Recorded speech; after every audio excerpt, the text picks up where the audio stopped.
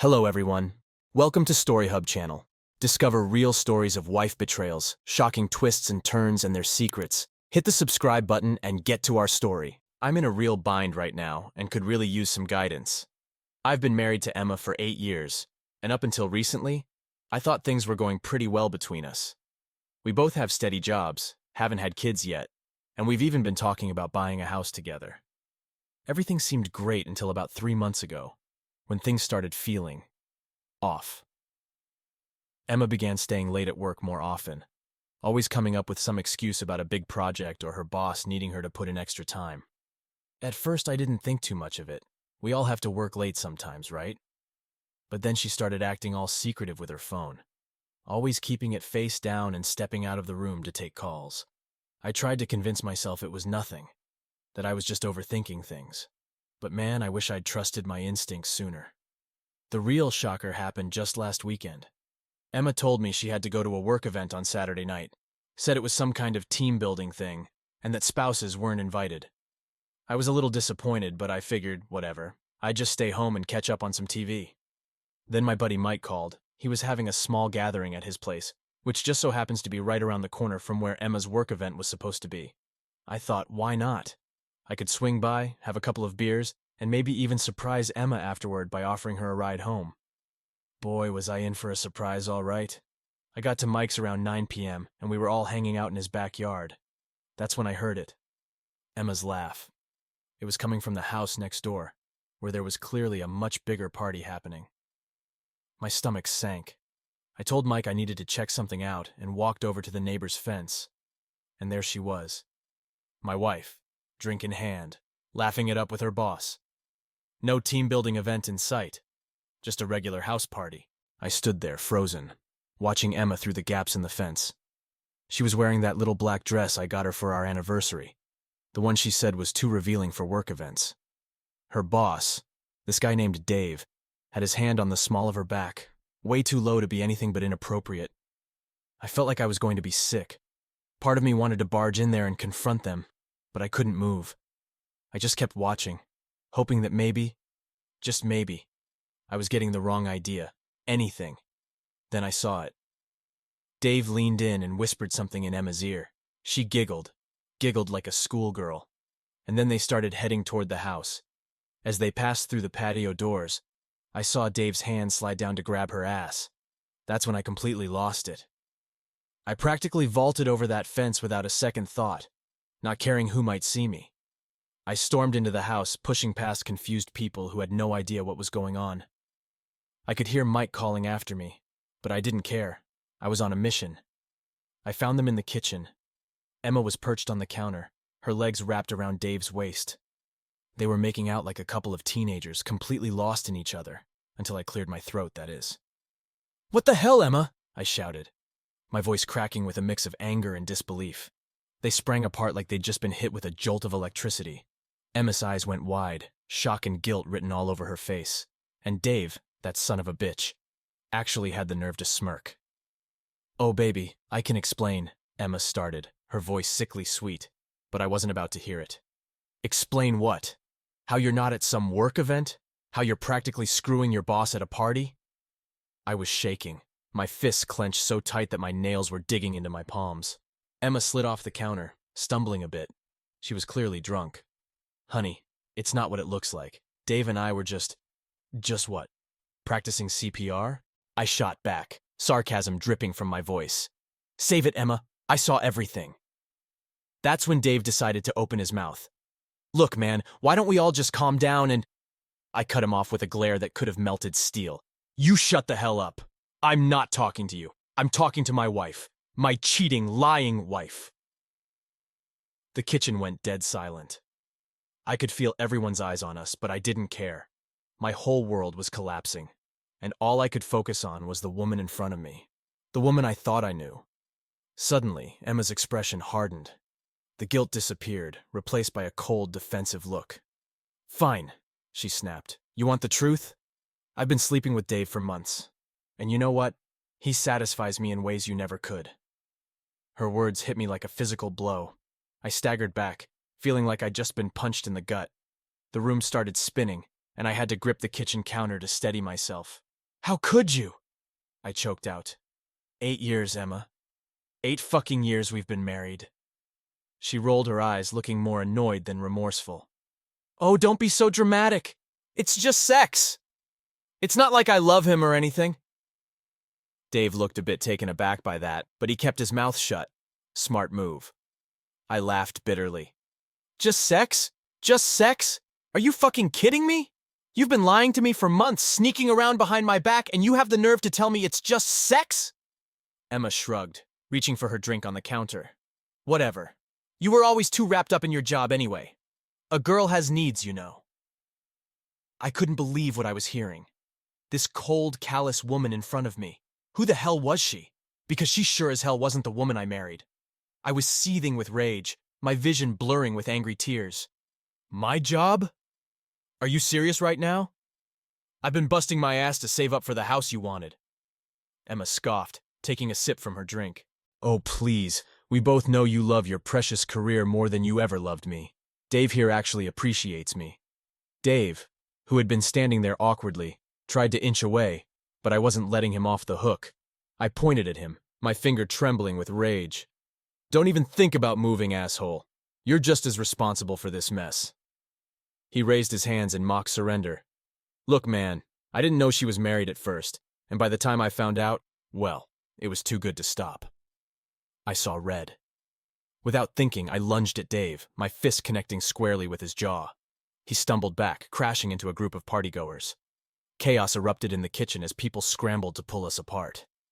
Emma was screaming, but I couldn't make out the words over the ringing in my ears. I managed to land another punch before someone yanked me off him. As I was dragged away, I saw Emma rushing to Dave's side, fussing over him. That sight, more than anything else, made me realize it was over. My marriage, my trust, everything shattered in a single night. I shrugged off the hands that were holding me back and stormed out of the house, ignoring the shocked whispers and stares from the other partygoers. The cool night air hit me like a slap in the face, snapping me back to reality. I found myself back in Mike's yard, my chest heaving as I tried to catch my breath. Mike was there in an instant, concern etched all over his face. Man, what the hell happened in there? He asked, handing me a beer. I took it gratefully, downing half of it in one go. My wife, I spat out, has been screwing her boss. Apparently it's been going on for months. Mike's eyes widened in shock. Holy crap, man, I'm so sorry. That's seriously messed up. I nodded, feeling numb. The adrenaline was wearing off, leaving me hollow and lost. Yeah, it is. I don't even know what to do now. Just then, I heard Emma's shrill voice calling my name. She was stumbling across Mike's lawn, mascara streaking down her face. Baby, please, let me explain, she cried out. I turned to Mike. I can't deal with this right now. Can you keep her away from me? Mike nodded grimly.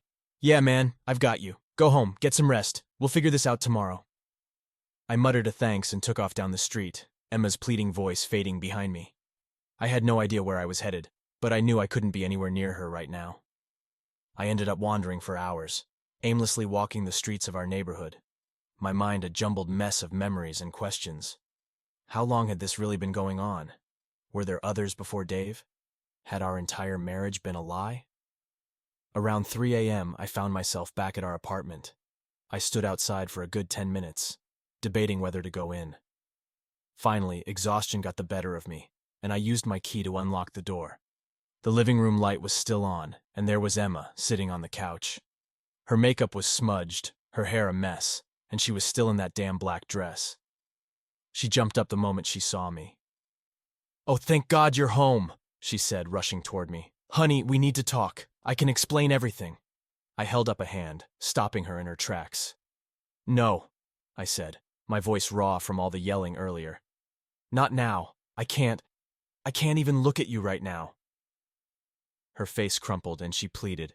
Please. It was a mistake. I love you, not Dave. We can work this out. I laughed, but it was a bitter sound. Work it out? Are you serious? You've been screwing your boss for months, Emma, months. And you had the nerve to blame me for it. How the hell are we supposed to work that out? She started crying again, those big crocodile tears that once would have broken my heart. Now they just made me feel sick. I'm going to sleep in the spare room, I said, brushing past her. We'll figure out what to do tomorrow. But right now, I can't be around you. As I closed the door to the spare room, I could still hear her sobbing, but all I felt was a hollow emptiness where my heart used to be. I barely slept that night, tossing and turning on the lumpy mattress in the spare room. Every time I closed my eyes, I saw Emma with Dave, laughing at me, mocking everything we'd built together.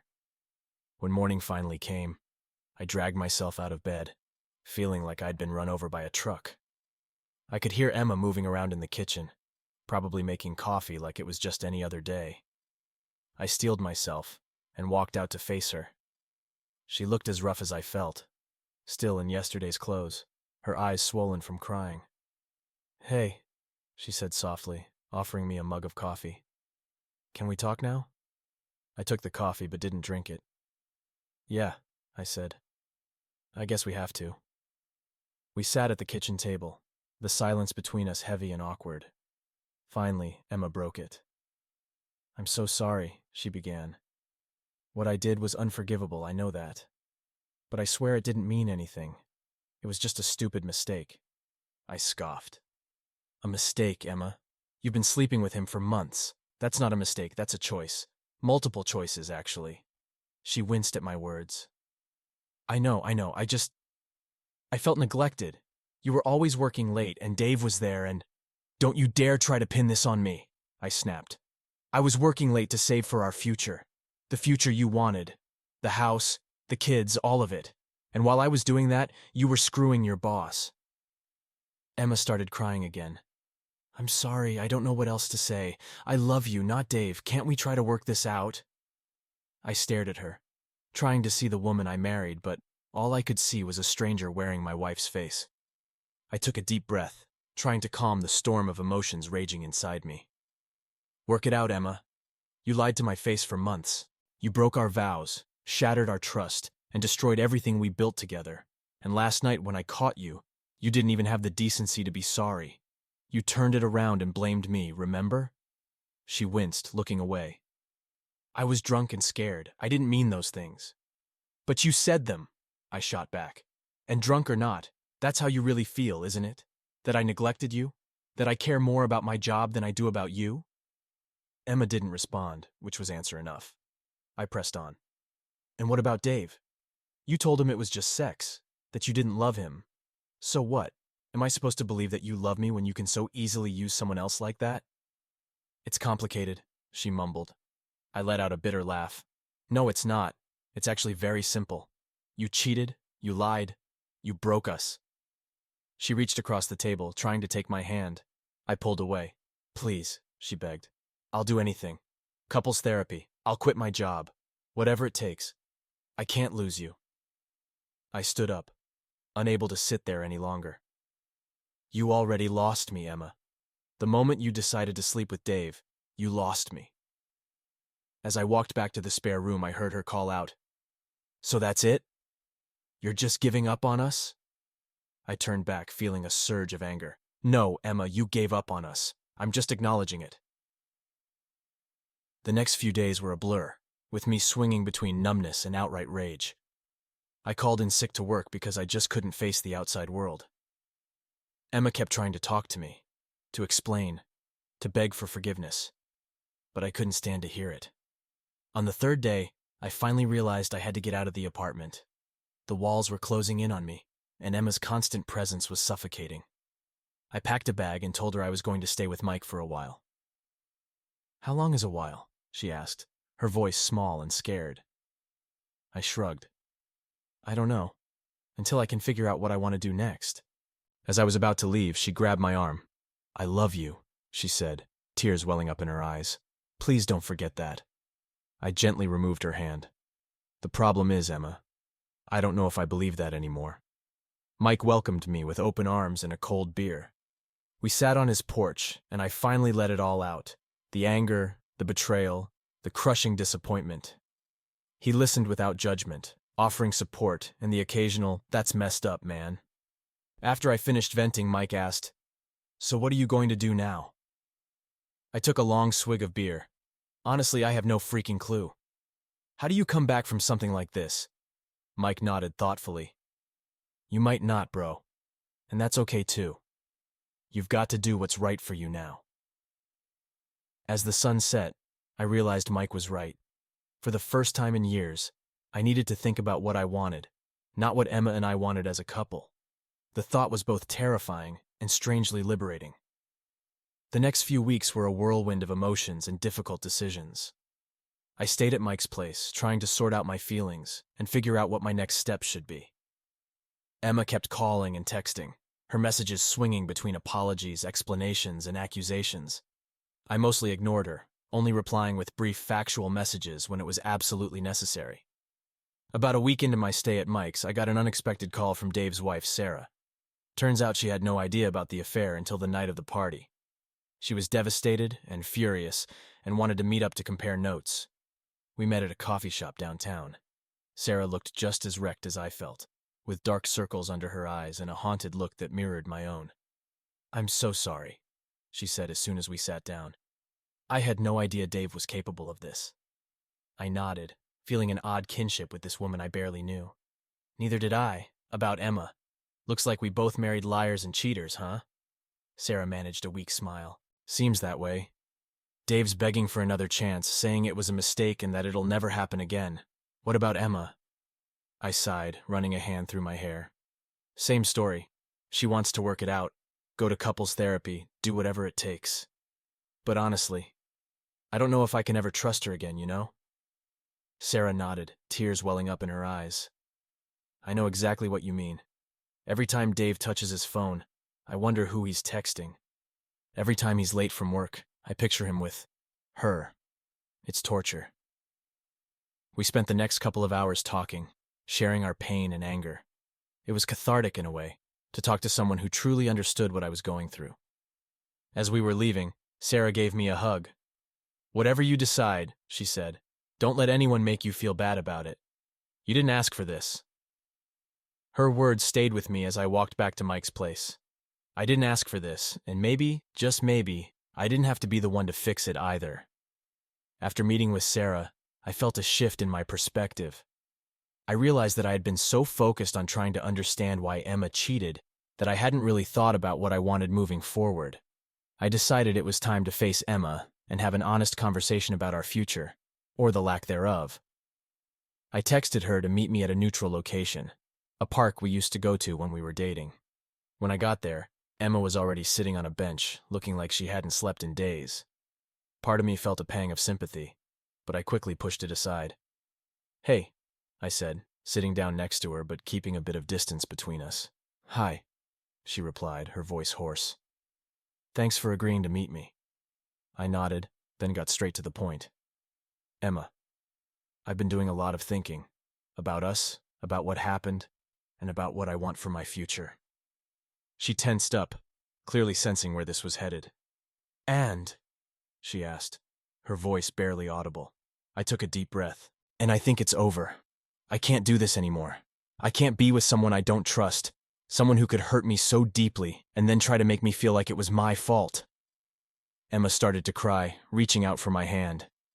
This time I didn't pull away, but I didn't clasp her hand either. "Please," she begged. "I know I messed up. I know I hurt you, but we can fix this. We can go to counseling. I'll quit my job. I'll do whatever it takes." I shook my head. "That's just it, Emma. I don't want to fix this. I don't want to spend years trying to rebuild trust that you shattered in a single moment.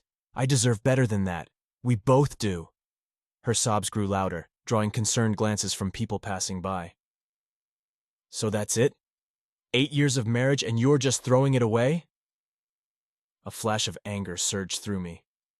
"No, Emma, you threw it away when you decided to sleep with Dave. I'm just acknowledging that it's broken beyond repair."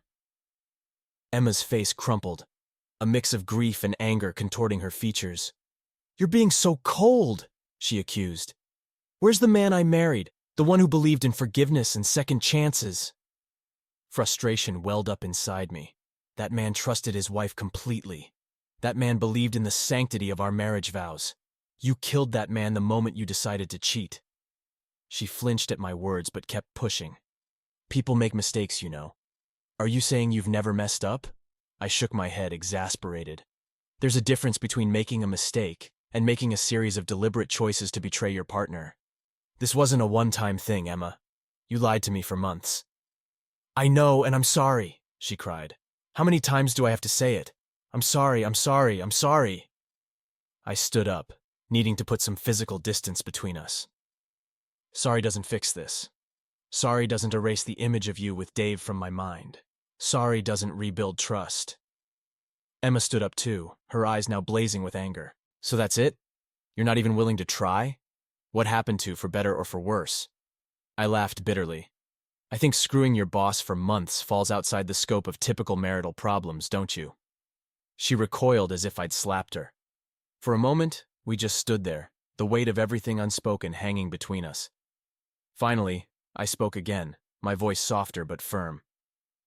I'm going to contact a lawyer tomorrow. I think it's best if we make this separation permanent. As I turned to walk away, I heard Emma call out, her voice cracking. I still love you, you know. I paused, but didn't turn back. Maybe you do, I said. But love without trust and respect isn't enough. Goodbye, Emma. As I walked away, I felt a strange mix of sadness and relief. It was over, and though the road ahead was uncertain, I knew I'd made the right choice for myself. The next few months were a whirlwind of legal meetings, paperwork, and tough decisions. I hired a divorce lawyer, a no-nonsense woman named Linda, who guided me through the process with efficiency and empathy. At first, Emma contested the divorce, clinging to the hope of reconciliation, but after a few tense meetings with our respective lawyers, she finally accepted that it was over. We managed to settle most of our affairs out of court, dividing our assets and debts as fairly as possible. The hardest part was going through our shared possessions. Each photo, each keepsake was a painful reminder of the life we'd built together and the trust that had been shattered. I found myself swinging between anger and nostalgia, sometimes wanting to destroy everything, other times holding on to items as if they could somehow preserve the good moments of our marriage. Throughout this ordeal, I leaned heavily on my support system. Mike was a rock, always there with a beer and a sympathetic ear. My parents, once they got over the initial shock, rallied around me. Even Sarah, Dave's wife, became an unexpected source of support. We'd meet for coffee occasionally, sharing updates on our divorce proceedings and offering each other encouragement. Work became my refuge.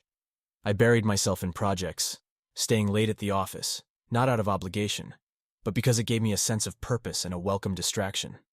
My boss, noticing my increased productivity but also my obvious stress, suggested I take some time off. I declined, knowing that too much free time would only lead to more brooding. As the divorce proceedings dragged on, I started to feel the weight of it all, the constant negotiations, the reminders of betrayal, the pitying looks from friends and colleagues. It was all wearing me down. I knew I needed to do something to take care of myself, to start healing. That's when I decided to start seeing a therapist. It was time to confront my pain and begin rebuilding my life. Not as half of a couple, but as an individual. My first therapy session was both terrifying and liberating. Dr. Karen, a middle-aged woman with kind eyes and a no-nonsense approach, listened as I poured out my story. She didn't offer empty reassurances or quick fixes, which I appreciated. "What do you want from these sessions?" she asked me at the end of our first meeting. I thought for a moment. I want to stop feeling angry all the time. I want to trust again. I want to feel like myself again. She nodded. Those are good goals. It won't be easy, and it won't happen overnight. But we can work on that together. Over the next few weeks, Dr. Karen helped me navigate the storm of emotions I'd been bottling up. We talked about my anger, my fears, and my shattered self-esteem. She gave me tools to manage the waves of emotion that would hit me at unexpected times. During one session, she asked me a question that lingered in my mind. Who were you before you were Emma's husband? I realized I didn't really know anymore. I'd been Emma's boyfriend, or Emma's husband, for so long that I'd lost sight of who I was as an individual. That became our next focus, rediscovering myself. I started with small steps. I joined a local gym, something I'd always wanted to do but never found the time for when I was married. I rekindled old friendships that had fallen by the wayside. I even signed up for a cooking class, determined to expand my culinary skills beyond microwave dinners. As the weeks turned into months, I began to feel lighter.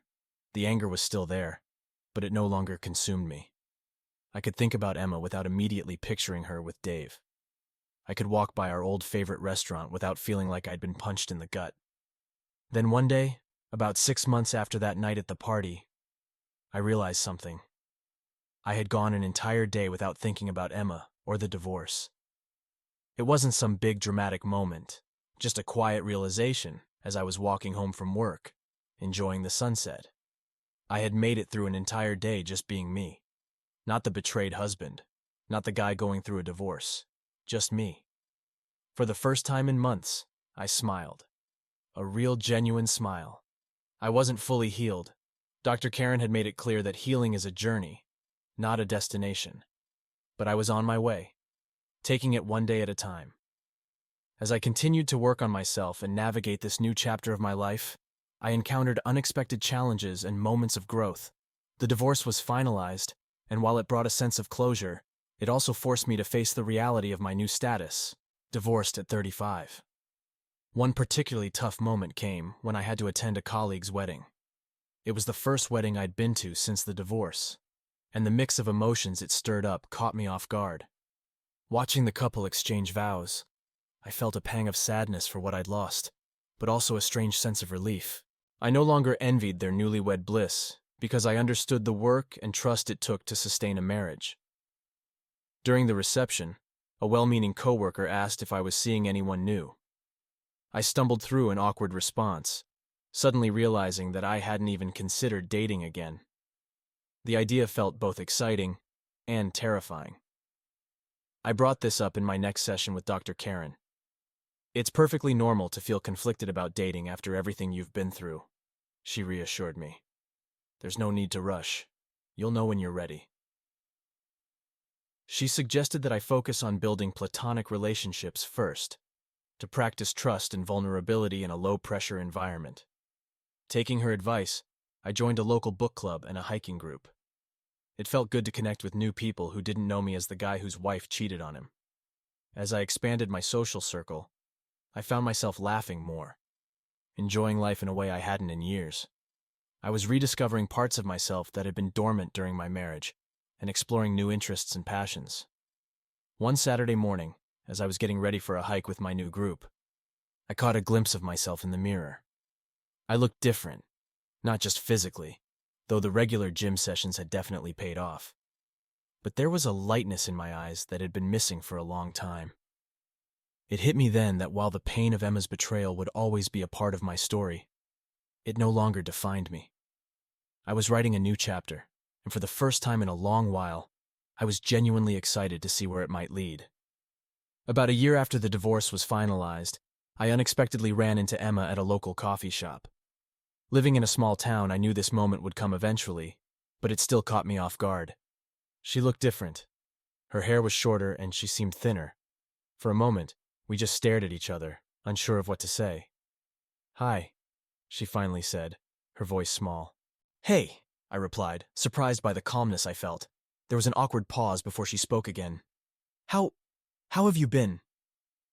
I took a moment to consider my response. "I'm doing okay. Actually, I'm doing better. How about you?" She nodded, avoiding direct eye contact. I'm getting there. I'm in therapy now, trying to work on myself." I felt a mix of emotions. There was a flicker of the old anger, but also a sense of relief. "That's good. I hope it helps." Another pause, and then Emma said, "I know it doesn't change anything, but I truly am sorry for everything." I took a deep breath. A year ago, those words would have either infuriated me or sent me spiraling into pain. Now, I found that I could accept them for what they were. An apology, nothing more, nothing less. "Thank you for saying that," I replied. "I hope you find what you're looking for." As I turned to leave, Emma called out, "You look good, by the way. Happy." I gave her a small smile. "I am. Take care, Emma." As I walked out of the coffee shop, I realized something profound. The encounter hadn't rattled me. I didn't feel the need to rush home and dissect every word with Mike or call Dr. Karen for an emergency session. I had faced my past, acknowledged it, and was able to walk away, intact. That night, as I recounted the encounter to Mike over beers, he asked, So how do you feel about it? I thought for a moment. Honestly, I feel free, like the last weight has been lifted off my shoulders. Mike raised his bottle. To freedom, then. I clinked my bottle against his. To freedom and to new beginnings. In the months that followed, I continued to grow and evolve. The encounter with Emma had been a turning point, showing me just how far I'd come in my healing journey. I felt ready to tackle new challenges, both personally and professionally. At work, I stepped into a leadership role on a major project, something I might have hesitated to do in the past. My newfound confidence was evident, and I found myself thriving in ways I hadn't expected. In my personal life, I finally felt ready to dip my toes back into the dating pool. It was awkward at first, navigating dating apps and making small talk on first dates. But I approached it with honesty and openness, not hiding my past, but not letting it define me either. I went on a few dates, some good, some not so great.